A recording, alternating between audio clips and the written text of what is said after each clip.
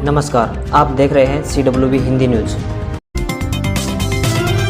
हरियाणा के गृह मंत्री अनिल विज ने बल्लभगढ़ छात्रा निकिता हत्याकांड मामले में बड़ा कदम उठाते हुए SIT गठित कर 2018 से जांच करने के आदेश दे दिए हैं। विज ने कड़े शब्दों में इस घटना की निंदा करते हुए कहा कि वो प्रदेश में बेटियों को ऐसे सिसक कर नहीं मरने देंगे। गृह मंत्री ने इस संबंध में विभाग के अतिरिक्त मुख्य सचिव को निर्देश देते हुए कहा कि मामले में हत्याकांड से लेकर जबरन धर्म परिवर्तन, लव जिहाद एवं अन्य सभी पहलुओं की गहन जाँच की जाए। उन्होंने कहा कि इस मामले की सुनवाई फास्ट ट्रैक कोर्ट के द्वारा शीघ्र करवाई जाएगी। विज ने कहा कि वो प्रदेश में किसी की भी दबंगई और गुंडागर्दी नहीं चलने देंगे। हलवाई अपनी दुकान में नहीं रख सकेंगे 5 से अधिक कॉमर्शियल गैस सिलेंडर। यह हिदायत खाद्य एवं आपूर्ति विभाग के AFSO सतीश दहिया ने हलवाइयों की बैठक में दिया। वहीं दहिया ने कहा कि प्रदूषण न फैले, इसके लिए हलवाई हो या होटल अथवा टी स्टॉल, कोई भी अब ओपन में कच्चे कोयले और लकड़ी के गुटके नहीं जला सकेगा। उन्हें गैस सिलेंडर वे भी कमर्शियल श्रेणी के सिलेंडर प्रयोग करने होंगे। जहां हलवाई घरेलू कोटे के गैस सिलेंडरों का प्रयोग मिठाइयां बनाने के लिए नहीं कर सकेंगे, वहीं वे अपनी दुकान में कमर्शियल कोटे के गैस सिलेंडर भी 5 से अधिक नहीं रख सकेंगे। ओलंपिक कोटा के बाद भारतीय बॉक्सरों को कोई भी टूर्नामेंट खेलने को नहीं मिल रहा था। पूरा विश्व कोरोना महामारी की चपेट में था। आने वाले टोक्यो ओलंपिक को देखते हुए भारतीय खेल प्राधिकरण ने ओलंपिक कोटा प्राप्त बॉक्सर को ट्रेनिंग एवं आमंत्रित टूर्नामेंट में भाग लेने के लिए यूरोप भेजा। Alexis Vastine memorial international boxing tournament के पहले दिन दुनिया के नंबर 1 बॉक्सर अमित पंघाल ने अमेरिका के बॉक्सर हरेरा को हराकर अपनी जीत की लय बरकरार रखी। हालांकि दूसरे बॉक्सर शिव थापा, जो कि ओलंपिक कोटा प्राप्त मनीष कौशिक की जगह गए थे, वे दूसरे दौर में नहीं पहुंच पाए। वे अपना मुकाबला हार गए हैं। बता दें कि टोक्यो ओलंपिक की तैयारियों के लिए 16 सदस्यीय 10 पुरुष व 6 महिला बॉक्सरों का दल इटली और फ्रांस में तैयारियों के लिए गया हुआ है। बिना NOC लिए रजिस्ट्री करने के मामले में गुरुग्राम के तहसीलदार जीवेंद्र और गुरुग्राम जिले की वजीराबाद तहसील के तहसीलदार मनीष कुमार यादव सस्पेंड। गुरुग्राम के DTP की ओर से सरकार को शिकायत भेजी गई थी कि उक्त दोनों तहसीलदारों ने विभाग से बिना NOC जारी किए ही कई लोगों की रजिस्ट्री कर दी थी। बता दें कि बीते विधानसभा के बजट सत्र में सरकार ने रजिस्ट्री घोटाले से सबक लेते हुए एक बिल पास किया था, जिसमें हरियाणा नगर एवं आयोजना विभाग की ओर से बिना NOC लिए रजिस्ट्री करने पर प्रतिबंध लगाया गया था।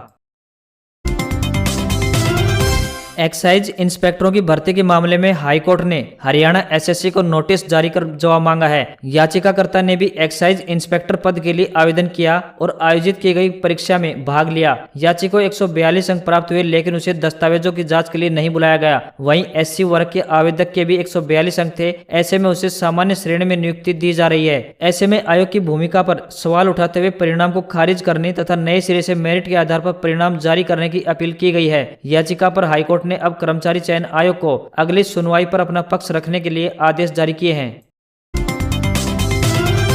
हरियाणा के सभी सरकारी और निजी औद्योगिक प्रशिक्षण संस्थानों यानी ITI में क्राफ्टमैन ट्रेनिंग स्कीम के 1 वर्षीय कोर्सों सेशन 2020-21 और 2 वर्षीय कोर्सों सेशन 2020-2022 में दाखिला लेने की अंतिम तिथि 20 नवंबर तक बढ़ा दी गई है। कौशल विकास एवं औद्योगिक प्रशिक्षण विभाग के एक प्रवक्ता ने जानकारी देते हुए बताया कि केंद्रीय कौशल विकास एवं उद्यमशीलता मंत्रालय के प्रशिक्षण महानिदेशालय द्वारा यह निर्णय कोविड-19 के मद्देनजर तथा दाखिले की अंतिम तिथि बढ़ाने को लेकर विभिन्न राज्यों द्वारा किए गए आग्रह के चलते लिया गया है। उन्होंने बताया कि सप्ताह के अंत में अतिरिक्त कक्षाएं लगाकर 30 अगस्त 2021 से पहले सिलेबस पूरा करवाना ITI और राज्य सरकार की जिम्मेदारी होगी।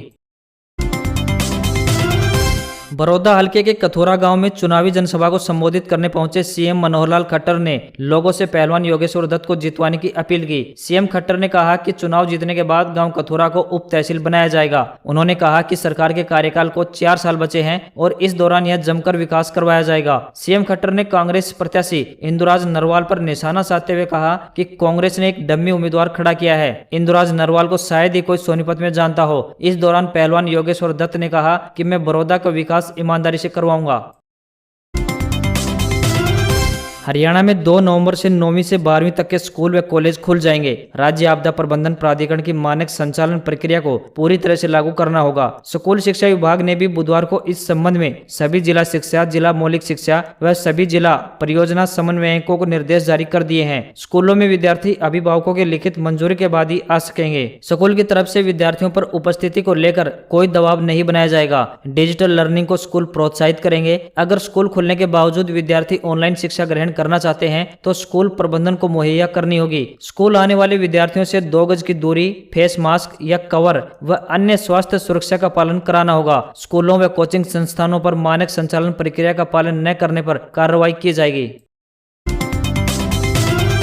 औद्योगिक प्रशिक्षण संस्थान यानी ITI में बृहस्पतिवार को तीसरी मेरिट लिस्ट जारी हो गई है। विभाग की वेबसाइट पर पंजीकरण नंबर व नाम डालकर विद्यार्थी मेरिट लिस्ट में अपना नाम देख सकते हैं। वहीं मेरिट लिस्ट में शामिल विद्यार्थियों को पंजीकृत मोबाइल नंबर व ईमेल ID पर भी सूचना मिलेगी। मेरिट लिस्ट में शामिल विद्यार्थियों को 2 नवंबर तक ऑनलाइन माध्यम से फीस जमा करानी होगी, जबकि निजी ITI के विद्यार्थियों को ऑफलाइन माध्यम से फीस जमा करानी होगी। संस्थानों की ओर से 30 अक्टूबर तक ऑनलाइन माध्यम से ही विद्यार्थियों के प्रमाण पत्रों की जाँच की जाएगी। देश की तीनों सेनाओं में सेवाएं देने वाले पूर्व सैनिकों के बच्चों और आश्रितों के लिए प्राइम मिनिस्टर स्कॉलरशिप स्कीम का शेड्यूल जारी कर दिया गया है। 31 दिसंबर 2020 तक स्कॉलरशिप के लिए आवेदन करना होगा। पूर्व सैनिकों के आश्रितों को हायर एजुकेशन लेवल पर प्रोफेशनल डिग्री करने के लिए स्कॉलरशिप दी जाती है। केवल मौजूदा सत्र में किसी प्रोफेशनल कोर्स में दाखिला ले चुके कैंडिडेट्स ही इस स्कॉलरशिप के लिए आवेदन कर सकते हैं। स्कॉलरशिप के तहत लड़कों को 30,000 सालाना व हर महीने 2500 रुपए और लड़कियों को सालाना 36,000 व 3,000 मासिक स्कॉलरशिप मिलेगी। स्कॉलरशिप के तहत स्टूडेंट्स देश और विदेश में पढ़ाई जारी रख सकते हैं। स्कॉलरशिप पूरी तरह मेरिट के आधार पर दी जाएगी। आपको बता दें कि आर्मी, नेवी, एयरफोर्स और कोस्ट गार्ड के रिटायर्ड सैनिकों के आश्रितों को स्कॉलरशिप ऑफर की जाती है।